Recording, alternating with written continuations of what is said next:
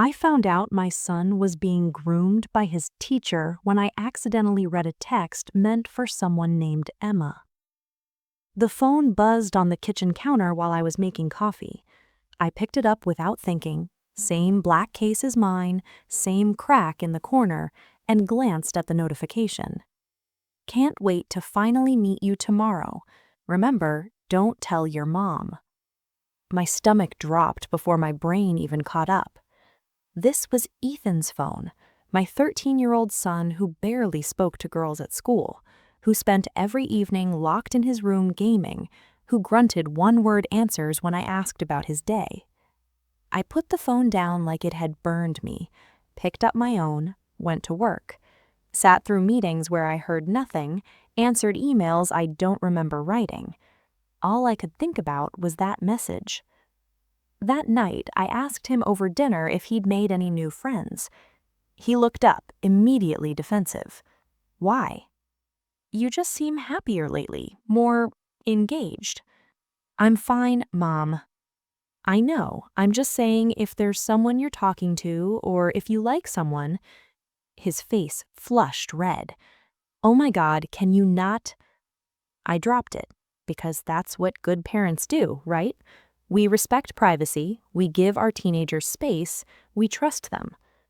That trust almost cost me everything. It was late September when I first noticed the changes, though I didn't recognize them as warning signs at the time. Ethan had always been quiet, but that fall he became different, more secretive. He started taking his phone everywhere, bathroom, bedroom, dinner table, despite our no phones rule. I'm just texting Kyle about the homework, he'd say when I called him out. Group chat for the project, he'd explain, not meeting my eyes. Can I have 5 seconds of privacy? He'd snap when I pushed. But his grades were good, better than usual, actually. He got an A on his first English essay of 8th grade, which shocked me because writing had never been his strength. Wow, this is really good, I said, reading it over his shoulder. He shrugged. Mr. Harrison helped me. Your teacher? Yeah, he set me up with this online tutoring thing through the school. It's been helpful. Mr. Harrison. I'd met him briefly at back-to-school night 3 weeks earlier. Young guy, maybe 27 or 28, with enthusiastic energy and modern ideas about education. He'd talked about creating a Discord server for his English class where students could ask questions and share resources outside school hours. At the time, I'd been impressed. Most teachers I knew could barely work the projector. Here was someone trying to meet kids where they were, speaking their language, making himself available. That's wonderful, I told Ethan. I'm proud of you for taking initiative. If I could go back to that moment, I'd grab myself by the shoulders and scream, ask more questions, look closer, don't be so quick to trust. But I didn't know. How could I have known? By mid-October, Ethan was on his phone constantly. I told myself this was normal teenage behavior. All my friends complained about their kids being glued to screens. It was 2019. This was just what adolescence looked like now.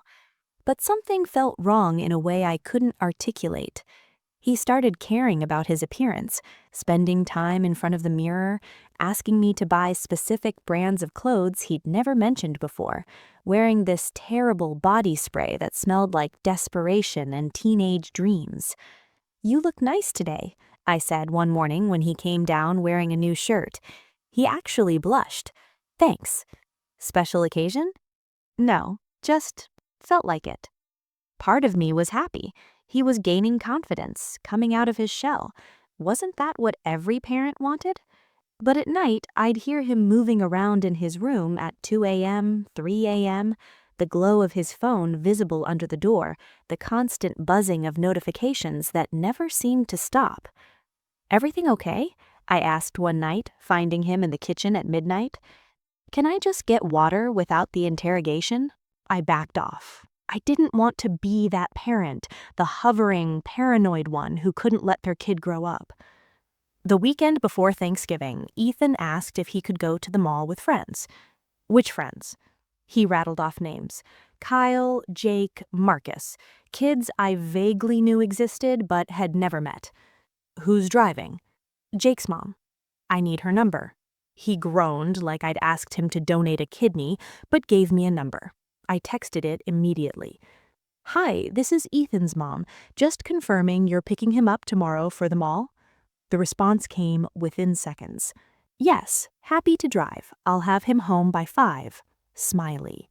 Her name showed as Carol in my phone. She seemed nice, responsible, the kind of mom who used emojis. Ethan came home that evening happier than I'd seen him in months, smiling, animated. He actually sat down and told me about his day without me having to extract every detail like pulling teeth. We tried on the most ridiculous stuff. Jake found these pants that were like completely covered in flames. We got Panda Express. It was fun. I'm so glad. You should do that more often. Yeah, I think I will. I went to bed that night feeling like maybe I was doing okay as a single parent. Like, despite the divorce, despite working 50 hours a week, despite all my mistakes, my kid was turning out all right. 3 months later, I found out he never went to the mall. Jake's mom, the real Carol, had never driven him anywhere, had never sent me that text. The number Ethan gave me belonged to a 19-year-old kid from his Discord server who'd agreed to pose as a parent if anyone called. Where Ethan actually went that day, I still don't know for certain. He won't talk about it. His therapist says pushing him isn't helpful, so I live with this gap in the story, this black hole of hours I can't account for. It's one of many things that keep me awake at night. By early December, ignoring the warning signs became impossible. Ethan wasn't just secretive, he was anxious, jumpy. He'd startle violently when I walked into a room. He stopped sleeping more than a few hours a night. I'd hear him pacing, the sound of typing, whispered conversations I couldn't make out. His hands shook constantly. He'd dropped his phone 3 times in 1 week. Are you okay? I asked after he knocked over his orange juice at breakfast. I'm fine. You don't seem fine. You seem really stressed. It's just finals coming up. Is someone bothering you at school? No. Because if someone's being mean or if you're having trouble with a teacher, Mom, I said I'm fine. Can you just stop? But he wasn't fine. Anyone could see that. He'd lost weight, had dark circles under his eyes, bit his nails until they bled. I made an appointment with his pediatrician thinking maybe it was something medical, thyroid issues, vitamin deficiency, anything with a simple explanation and a simple fix. The doctor found nothing wrong. Could be stress, she said. 8th grade is a tough year. Academic pressure, social dynamics, hormones. Has anything changed at home recently? I shook my head. Nothing major. His dad and I have been divorced for 3 years. He sees him every other weekend. It's been stable. Any new relationships for either of you? No, neither of us is dating. She gave me pamphlets about teenage anxiety and recommended I monitor his stress levels. Maybe consider therapy if it continued. I threw the pamphlets in the recycling, told myself he just needed to get through finals, get to winter break, have a chance to reset. I was so good at telling myself things. The week before winter break, I picked up his phone deliberately. Not by accident this time. He'd left it on the couch when he went to shower, and I stood there staring at it for a full minute, my heart pounding, before I finally picked it up. The lock screen showed 3 notifications from Emma. Thinking about you. Did you delete everything like I told you to? We have to be more careful. My hands started shaking so badly I almost dropped the phone. I went to my laptop, opened an incognito window even though I was alone in the house, typed with fingers that wouldn't cooperate properly. How to see who my child is texting. The results were exactly what some part of me already knew they'd be. Articles about online predators, grooming, warning signs, red flags I'd been staring at for months without seeing. I clicked on one from the National Center for Missing and Exploited Children. Signs your child might be communicating with a predator. Excessive phone use, especially late at night. Yes. Secretive behavior around devices. Yes. Sudden behavior changes. Yes. Withdrawal from family. Yes. Lying about whereabouts or activities. Yes. Gifts or money from unknown sources. I froze. Gifts. Had there been gifts? I thought back. The new clothes Ethan had asked for, the expensive headphones that appeared in his room. I saved my allowance, he'd said, but I only gave him $20 a week. Those headphones cost $150. I kept reading. Creates strong emotional connection quickly. Makes child feel special, understood, different from others. Isolates child from family and friends. Convinces child relationship must be kept secret. Gradually introduces sexual content. Requests photos or personal information. May attempt to arrange in-person meeting. I closed the laptop, sat in my dark living room trying to breathe. Emma wasn't a teenage girl. I knew that now with absolute certainty. I didn't know who Emma was, but I knew what Emma was, and my son had been talking to her for months. I waited until 2 in the morning, until I was sure Ethan was asleep. Then I went into his room. He was passed out on top of his covers, still fully dressed, phone clutched in his hand. I eased it from his grip. He didn't stir. The phone was still unlocked. I opened his messages. The conversation with Emma went back to September 7th, almost 4 months. I started reading from the beginning. The early messages were innocent, almost painfully so. Hey, saw you on the Discord server. You seem cool. Thanks, you seem cool too. What games do you play? Mostly Minecraft and Fortnite, you? They'd bonded over shared interests. She liked the same YouTubers he liked, the same music, the same memes. She was 15, she said, a sophomore at the high school in the next town over. She asked about his life, his family, his interests, and he told her. About feeling alone after the divorce, about his dad being distant, about not fitting in at school, about feeling like nobody really understood him. And she'd been so understanding. That sounds really hard. You deserve better. Your dad should make more effort. Those kids at school don't know how special you are. By late September, they were talking every day. Long conversations. She'd send him playlists, recommend books, tell him about her life, her own difficult family situation, her own loneliness, how talking to him was the best part of her day. I feel like I can really be myself with you, she'd written. Me too, he'd responded. Mid-October, the tone started shifting. You're really cute, you know that? LOL, thanks. No, I mean it. You have really nice eyes. Thanks, I guess? Sorry if that was weird. No, it's okay. I've been thinking about you a lot. Yeah? Yeah, is that okay? I think about you too. By November, she was asking for photos. Regular ones at first. Send me a pic. I want to see what you look like today. He'd sent selfies, pictures of him doing homework, playing games, normal kid stuff. She'd sent photos back. A pretty girl with long dark hair, smiling, making silly faces, in casual clothes, normal poses. Then, send me one without your shirt? You don't have to if you don't want to. I just think you're really attractive. He'd hesitated. I could see it in the timestamps. 20 minutes between her request and his response. I don't know if I should. It's okay. I just think you're cute. We're friends, right? Friends share stuff. I guess. I'll send you one first, so you know you can trust me. She'd sent a photo.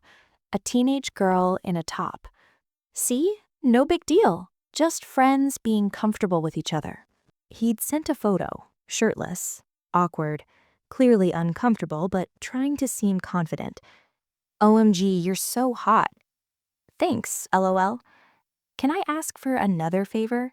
I had to stop reading, put the phone down, go to the bathroom, and splash cold water on my face. When I came back, I made myself continue. The requests escalated. Different poses, less clothing, more explicit, and he'd complied. Not right away, he'd resisted each time. I'm not sure. What if someone sees? This feels wrong. But she'd reassured him, over and over. No one will see but me. I would never show anyone. Don't you trust me? I thought you liked me. Everyone does this. You're not a little kid anymore. Eventually, he gave in, every single time. I saw photos I can never unsee, of my child, my baby. I saw messages that made me want to scream. The most recent conversation was from that afternoon, just hours before I'd picked up his phone. So tomorrow's the day. So excited to finally meet you. Me too, but I'm kind of nervous.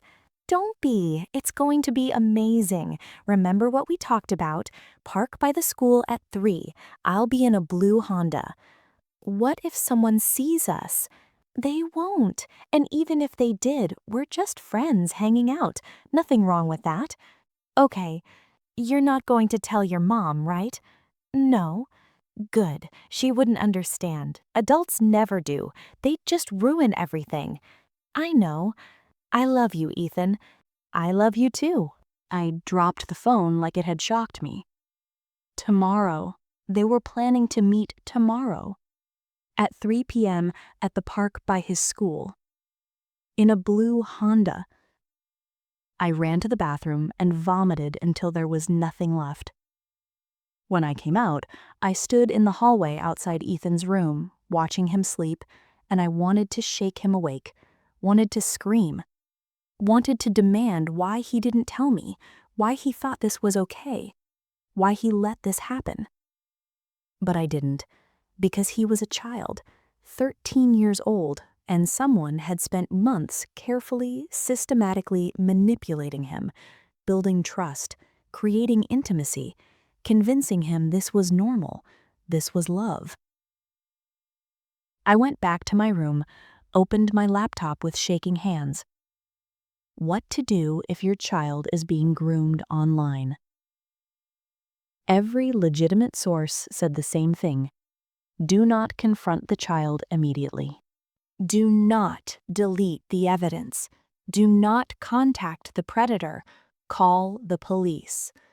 At 6 a.m., I called the non-emergency police line. My voice shook so badly the dispatcher had to ask me to repeat myself 3 times. My son has been talking to someone online. I think it's a predator. They're supposed to meet today. I need help. She was calm, professional, kind in a way that made me want to cry. You did the right thing by calling. I'm sending officers to your location. Do you have access to the messages? Yes, on his phone. Don't delete anything. Don't let your son know you've seen them yet. The officers will need to document everything. 2 officers arrived at 7:30, a man and a woman, both in their 40s, both with kind faces that somehow made this worse. I showed them everything, the messages, the photos. My hands shook so badly I could barely hold the phone. They looked through it all with carefully neutral expressions. We are going to need to talk to your son, the female officer said, and we'll need to take the phone as evidence. What happens now? We'll open an investigation, try to identify who's behind this account. In the meantime, we'll extract all data from the phone. That includes deleted messages and files. It can take a few weeks. And then, if we can identify the person, we'll pursue charges.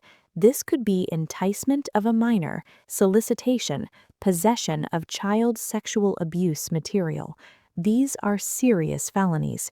We're talking decades in prison if convicted. I nodded, not trusting my voice. But first, we need to stop this meeting from happening today. We'd like to set up a controlled operation. Have your son go to the park as planned, but with undercover officers positioned nearby. When this person shows up to pick him up, we'll arrest them." My stomach lurched. "You want to use my son as bait?" "We want to catch this predator. Your son will be completely safe. We'll have multiple officers in the area. This person won't get within 10 feet of him." "What if something goes wrong?" "Nothing will go wrong. We do this kind of operation regularly. Your son will never be in danger." I looked at the female officer. "Would you let your kid do this?" She met my eyes. If it meant catching the person who did this to them and preventing them from doing it to other kids, yes, I would. I asked them to give me a few minutes. Then I went upstairs and woke Ethan. He looked so young in his sleep, so innocent, like the little boy who used to crawl into my bed during thunderstorms. "Ethan, honey, wake up." He opened his eyes, saw my face, sat up fast. "What's wrong?" "There are police officers downstairs. They need to talk to you." The color drained from his face, actually drained, like someone had opened a tap. "What? Why?" "They know about Emma." I watched my son break. His face crumpled. His breathing got rapid and shallow. He started crying these awful, gasping sobs that shook his whole body. "I'm sorry," he kept saying. "I'm sorry, I'm so sorry, I'm sorry." I sat on his bed and pulled him into my arms. He clung to me like he was drowning. "It's not your fault," I told him. "None of this is your fault." He couldn't hear me, just kept crying and apologizing. Eventually, I got him calm enough to come downstairs. The interview was gentle.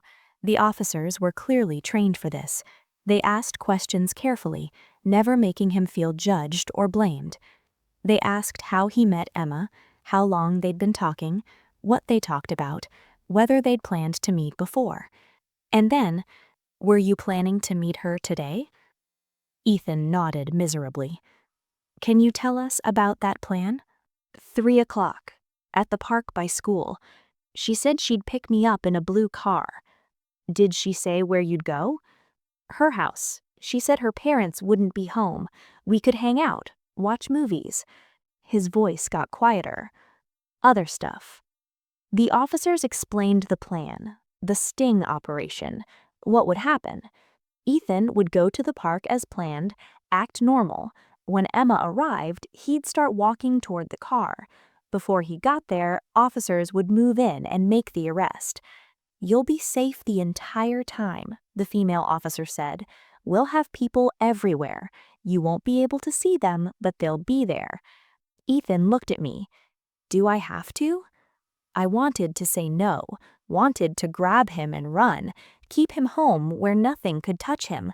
But I thought about other kids, other Ethans who might not have a mom who picked up the phone at the right time. "Yes," I said, "you have to." The day moved in slow motion.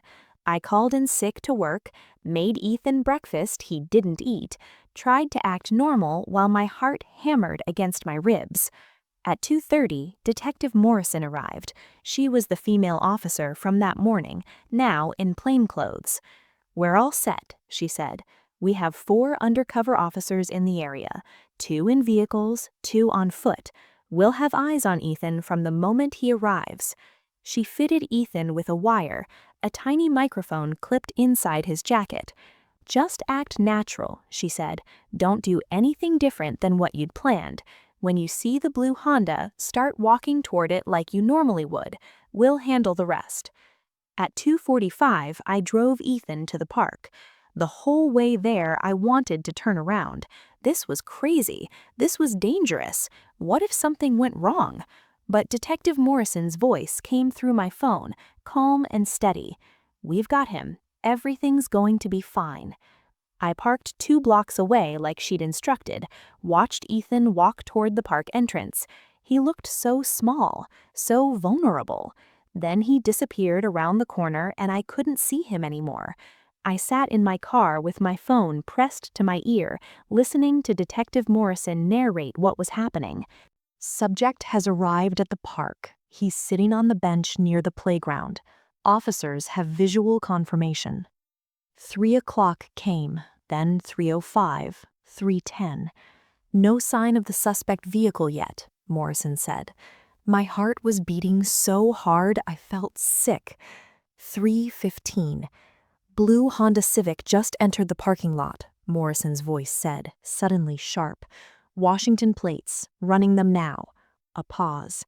Vehicle is registered to a David Harrison, 42 years old, address in town. Something about that name tickled at my brain, but I couldn't place it. Subject is exiting the vehicle, white male, approximately 6 feet, dark hair, moving toward the target. I couldn't breathe. He's approaching the bench. Subject is speaking to the target. Through the phone, I heard a man's voice, faint but audible through Ethan's wire. Emma? Oh God, he thought Ethan was Emma. Then Ethan's voice, confused. Mr. Harrison? The world stopped. Mr. Harrison, Ethan's English teacher, the man who'd helped him with his essay, who'd set up the tutoring, who ran the Discord server, the man I'd met at back-to-school night, the one I'd been impressed by. Detective Morrison's voice cut through my shock. All units move in, now. I heard shouting through the phone, running footsteps, Ethan's rapid breathing. Then Morrison again. Suspect in custody. Target is safe. All units secure. I don't remember getting out of my car. Don't remember running toward the park. I just remember seeing Ethan standing with Detective Morrison, and the sight of him unharmed made my legs give out. Morrison caught me. He's okay. He's safe. 30 feet away, officers were putting David Harrison into the back of a police car. He was shouting something I couldn't make out, didn't want to make out. Ethan was crying. I pulled him into my arms and held him while he shook. I didn't know, he kept saying. I didn't know it was him. I thought it was Emma. I thought she was real. I know, baby, I know. They took us to the police station, put us in a quiet room with comfortable chairs, and offered us water we didn't drink. Detective Morrison sat across from us. David Harrison is currently being questioned, she said. We've seized his phone and computer. Our tech team is analyzing them now. How long had he been doing this? I asked. We don't know yet, but based on what we've seen so far, there may be other victims. My stomach turned. Other students? We're investigating. The Discord server he created for the class gave him access to dozens of kids. We found multiple fake social media profiles on his devices, multiple ongoing conversations. How many? We're still counting. Ethan made a sound like a wounded animal. The tech team worked through the night. By morning, they'd identified 17 fake profiles, 23 active conversations with students, some as young as 11. Emma wasn't even David Harrison's most developed persona. He'd been running some of these accounts for over 2 years. The photos he'd used were stolen from various social media accounts. Real teenage girls who had no idea their pictures were being used to manipulate children. The conversations followed similar patterns: build trust, create intimacy, isolate the child, request photos, escalate slowly. 3 students besides Ethan had met him in person. 2 hadn't reported it because he'd convinced them they'd get in trouble. 1 had reported it to her parents, who'd reported it to the school. The school had talked to Harrison. He'd apologized, said it was a misunderstanding, promised to maintain appropriate boundaries. They'd accepted his explanation, filed the complaint, and done nothing else. That was 18 months ago. Since then, he'd gotten more careful, more sophisticated, but he hadn't stopped. The news broke on the 3rd day. Local teacher arrested in child predator sting. My phone started ringing. News stations, parents from the school, friends I hadn't spoken to in years. I turned it off. The school sent an email, vague, carefully worded by lawyers. We were shocked and saddened to learn of allegations against a staff member. The individual has been placed on administrative leave pending investigation. The safety of our students is our top priority. Counselors are available for students who need support. No apology, no acknowledgement of failure, no explanation for why they'd ignored the previous complaint. Parents flooded the Facebook groups I was part of. Some were supportive, most were judgmental. How did parents not notice? This is why I check my kid's phone every night. I would never let my child have Discord. I stopped reading. Ethan stopped everything.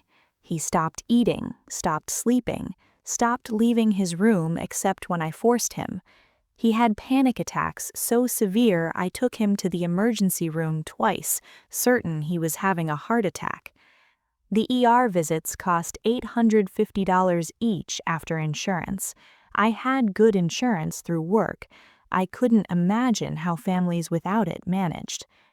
I found a therapist who specialized in childhood sexual abuse, Dr. Chen. She was kind and experienced and cost $180 per session. I recommend twice-weekly sessions minimum, she said after the initial evaluation. More if he's willing. I did the math. $1,440 a month, more than my car payment and insurance combined. I said yes anyway. Picked up extra shifts at work, stopped buying anything that wasn't essential. Ethan was diagnosed with post-traumatic stress disorder and major depressive disorder. The psychiatrist Dr. Chen referred us to prescribed medication, an SSRI called sertraline. The prescription cost $87 for a 30-day supply. He'd need to take it for at least a year, probably longer. I added it to the growing pile of medical bills on my kitchen counter. The criminal investigation took 4 months. Detectives interviewed dozens of students, parents, other teachers. They analyzed thousands of messages, hundreds of photos, hours of video. They built a case so airtight that David Harrison's lawyer advised him to take a plea deal. He refused. I didn't do anything wrong, he told investigators. These kids wanted to talk to me, wanted to send me things. I never forced anyone. So we went to trial. The prosecution called it grooming, manipulation, abuse of power. The defense called it misunderstood friendship, overcorrection, a witch hunt. I sat in that courtroom for 3 weeks listening to lawyers debate whether what happened to my son was a crime. The prosecution presented their evidence methodically. Phone records, Discord logs, photos found on Harrison's computer, testimony from digital forensics experts who explained exactly how he'd created and maintained his fake identities. They called victims to testify. Not Ethan, the prosecutor said he was too fragile, but other kids. A 15-year-old girl named Sarah who described how Harrison, posing as a 16-year-old boy named Jake, had convinced her to meet him, how he'd picked her up after school, driven her to his apartment, assaulted her, filmed it, threatened to release the video if she told anyone. She'd kept silent for 18 months. A 12-year-old boy named Marcus, who Harrison had befriended on a gaming server, spent months building trust, started asking for photos. When Marcus refused, Harrison threatened to tell his parents he was gay. Marcus wasn't ready to come out, so he'd sent the photos. A 14-year-old girl named Jessica, who Harrison had convinced to send him explicit videos by creating a fake modeling agency account, told her he was a scout looking for fresh talent, that these videos were standard industry practice. She'd believed him for 7 months. Story after story, child after child. 23 total victims that they knew of. The youngest was 11. The defense tried everything. claimed the evidence was circumstantial, that the police had conducted an illegal search, that these kids were lying for attention. The jury didn't buy it. They deliberated for 8 hours. Guilty on all 47 counts: enticement of a minor, sexual exploitation of children, possession of child sexual abuse material, distribution of child sexual abuse material. Every single charge. The courtroom erupted. Some parents sobbed, others sat stone-faced. One father had to be restrained when he tried to rush the defense table. I felt nothing, just empty, because David Harrison going to prison didn't fix anything, didn't give these kids back their innocence, their trust, their childhood, didn't fix Ethan. Sentencing came 6 weeks later. The judge gave Harrison 35 years, no possibility of parole for 20. He'd be 77 years old when he got out. In the courtroom, he finally showed emotion, cried, apologized to the families. "I never meant to hurt anyone," he said. "I have a sickness. I need help, not prison." The judge wasn't sympathetic. "You didn't just hurt these children," she said. "You betrayed every principle of your profession. You took a position of trust and authority and weaponized it against the most vulnerable members of our community. The sentence is appropriate for the gravity of your crimes." Harrison was led away in handcuffs. I thought I'd feel relief, satisfaction, something. I felt nothing. The civil lawsuits started immediately.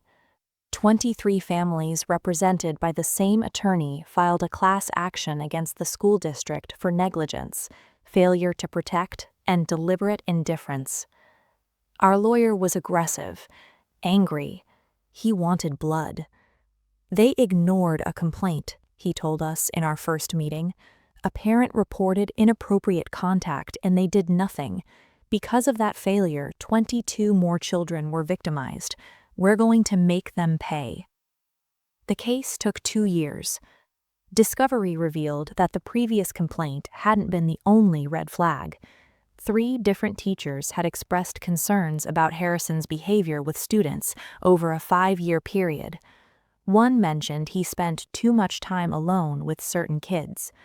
Another noticed he frequently gave students his personal phone number. A third saw him texting with a student during a school dance and reported it to the principal. Every concern was dismissed. Every complaint was filed and forgotten. The school district's defense was predictable. They couldn't have known. Background checks had been conducted. Harrison had no criminal record. He'd passed all required screenings. Our attorney shredded that argument. "Background checks only catch predators who've been caught before," he said in his closing argument. "Your responsibility was to create systems that protected children from predators who haven't been caught yet. You failed. 23 children paid the price for your failure." The jury agreed.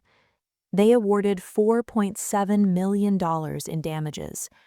Divided among 23 families after attorney fees, we received $127,000. It felt obscene, like they'd put a price tag on what was taken from our children and decided it was worth about the cost of a college education. We put most of it in a trust for Ethan's future, used some to pay the medical bills that insurance wouldn't cover, tried not to think about how it would never be enough to undo the damage. The school district appealed. We settled for $3.2 million total to avoid more years of litigation. Our portion dropped to $89,000 after the new legal fees. Money that couldn't buy back Ethan's 8th grade year, couldn't erase the nightmares, couldn't restore his ability to trust. But it paid for therapy, medication, the online school program we'd enrolled him in when he couldn't face going back to regular school. Small mercies.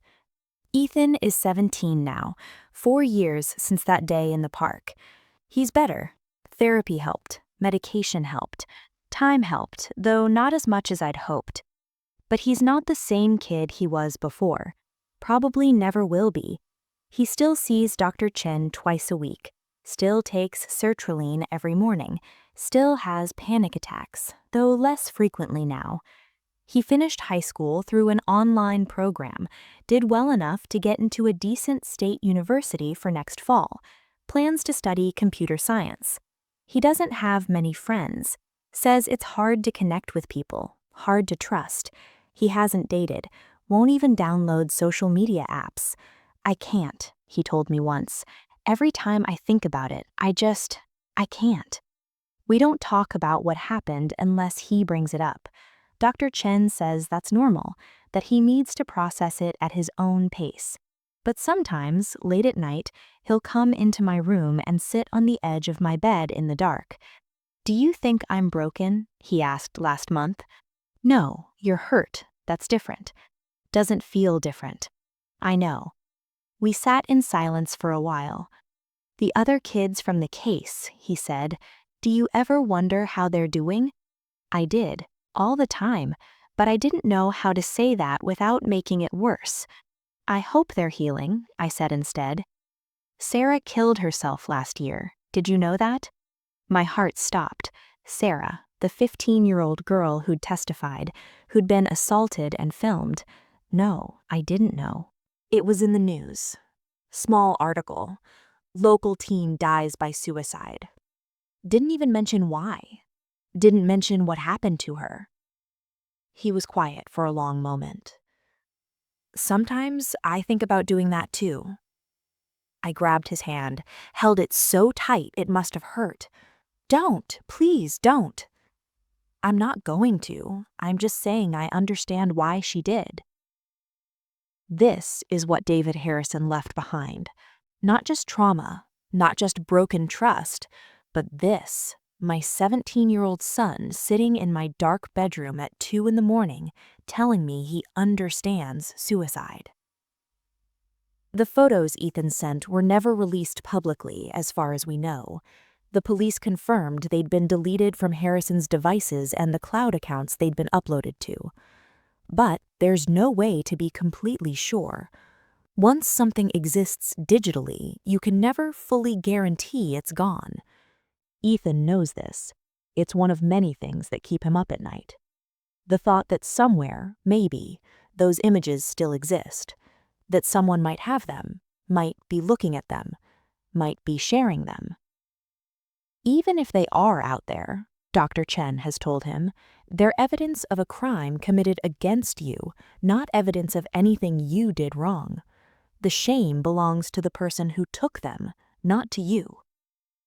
Intellectually, Ethan understands this. Emotionally, he carries it like a stone. The school district made changes after the lawsuit. New policies, better training, stricter guidelines about teacher-student communication. They hired a full-time student safety coordinator, implemented mandatory reporting protocols, and created a tip line for concerns about inappropriate behavior. All things that should have existed before.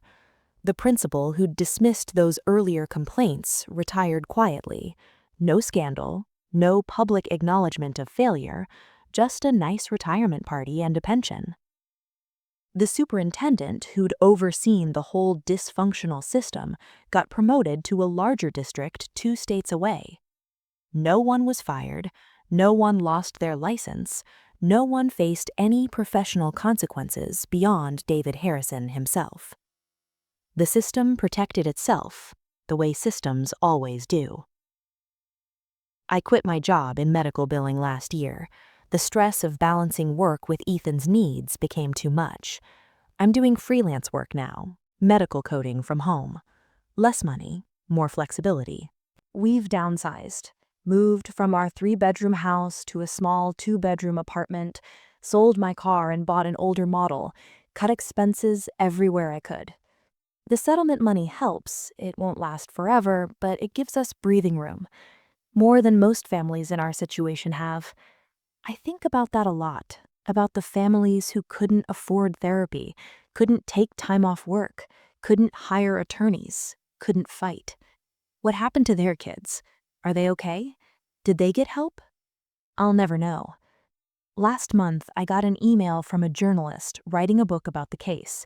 She wanted to interview me, interview Ethan, get our perspective. It's important that people understand how these predators operate, how they use positions of trust, how they groom not just children, but entire communities. I deleted the email. We're not a case study. We're not a cautionary tale.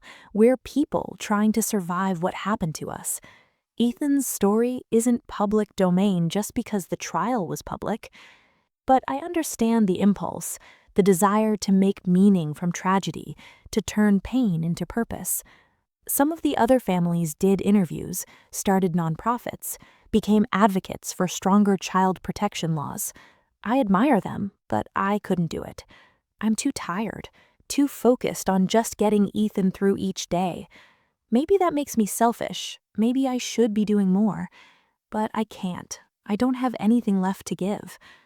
The one thing I did do was start checking in with other parents at Ethan's online school. Quietly, carefully, just making myself available. Because I know now what the warning signs look like. I know what questions to ask. I know how easy it is to miss what's happening right in front of you. 3 times in the past year, I've helped parents realize their kids were being groomed.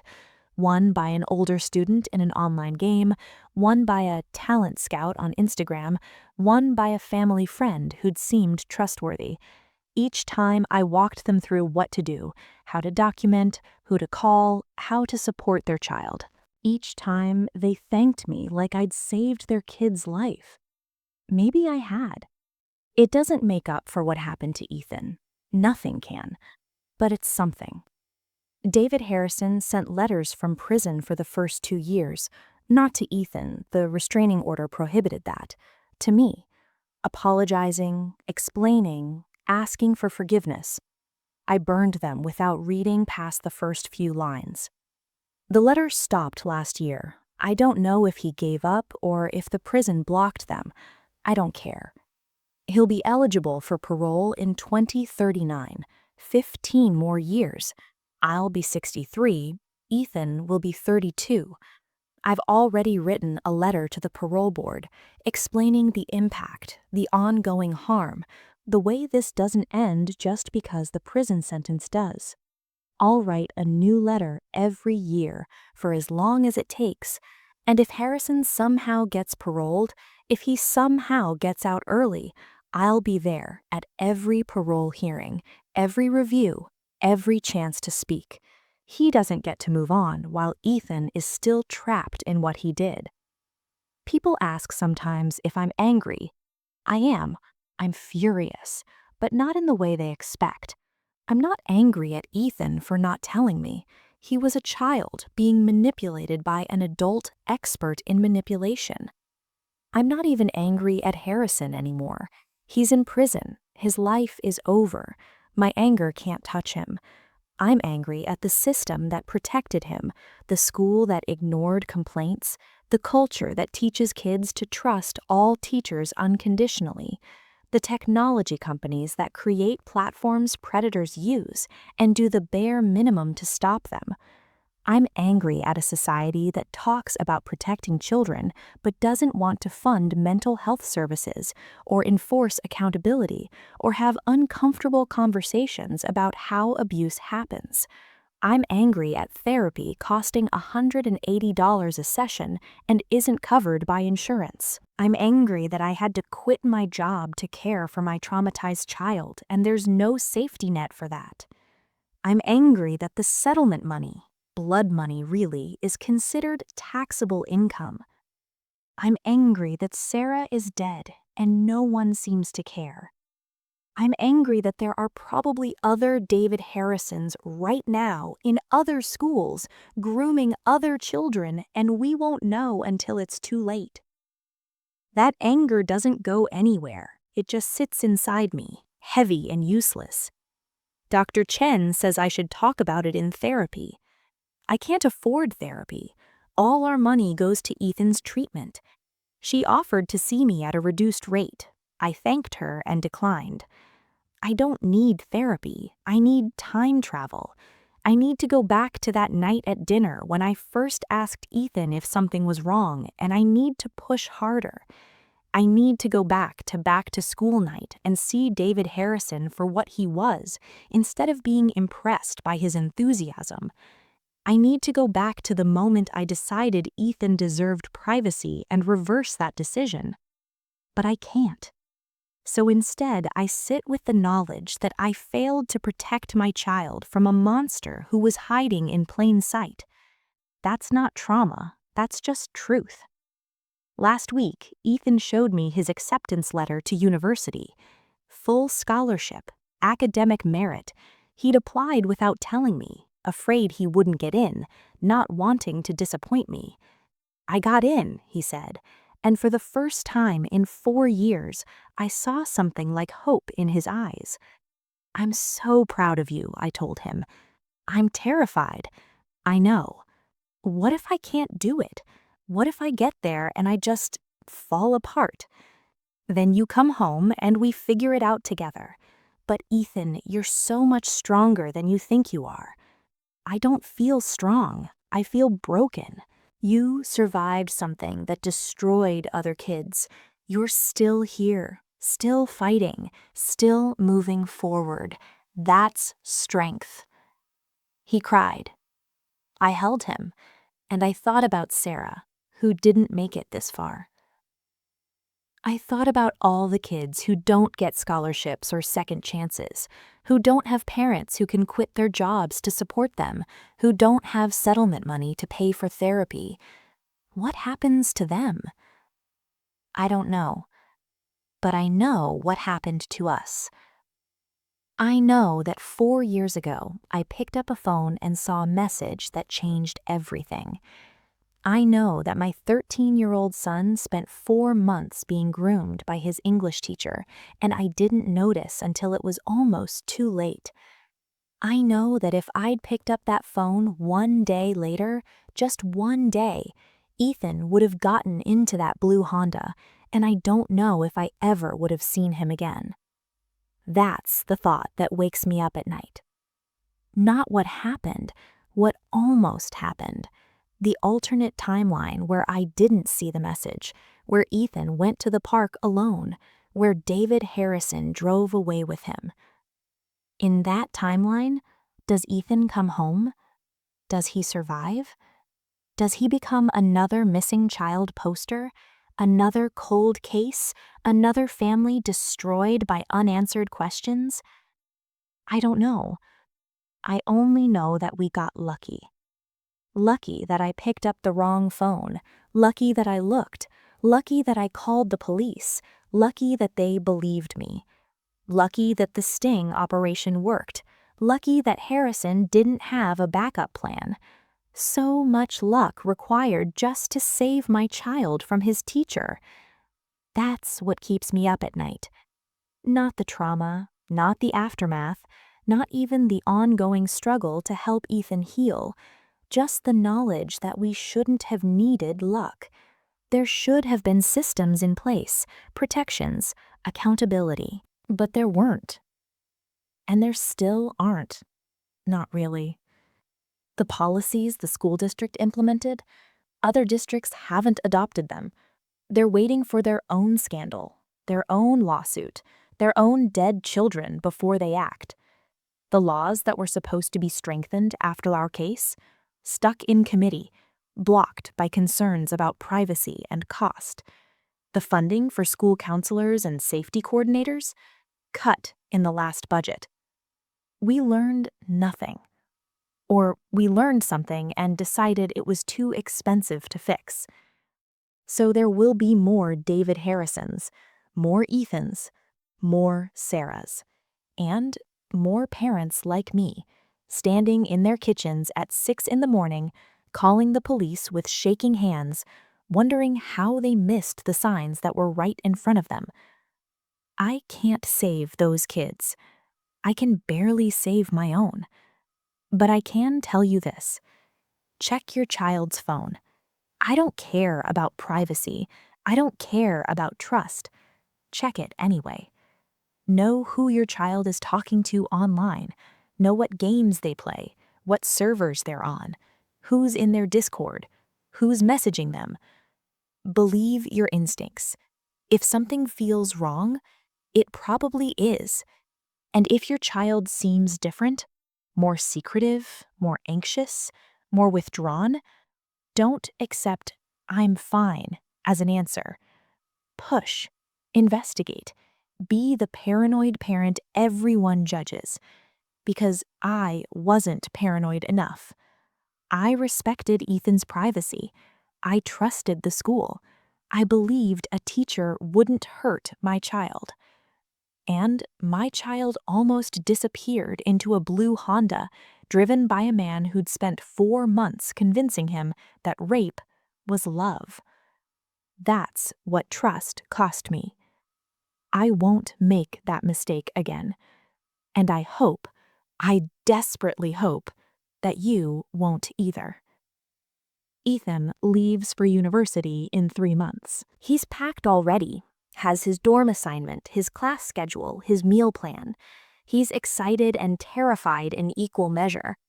"What if I can't handle it?" he asked last night. Then you come home. It's not failure to recognize your limits.